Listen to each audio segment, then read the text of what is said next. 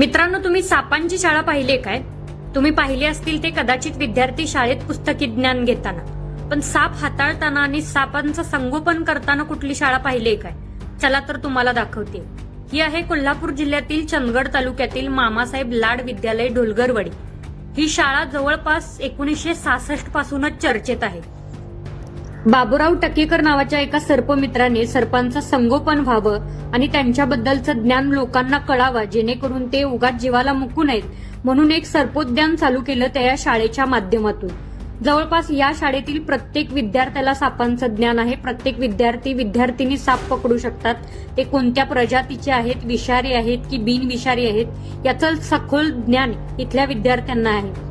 इतकंच नाही तर या शाळेमध्ये जवळपास 70 पेक्षा अधिक प्रजातींचे साप आढळून येतात. इथून विद्यार्थी जे शिक्षण घेऊन बाहेर पडतात ते फक्त पुस्तकी ज्ञानाचं नाही, तर प्रत्येक विद्यार्थी हा सर्पमित्र बनून बाहेर पडतो. कधी जर वेळ मिळालाच तर कोल्हापूर जिल्ह्यातील चंदगड तालुक्यातील मामासाहेब लाड विद्यालय ढोलगरवाडी या ठिकाणी नक्की भेट द्या आणि महाराष्ट्रातील एकमेव सापांची शाळा पहा.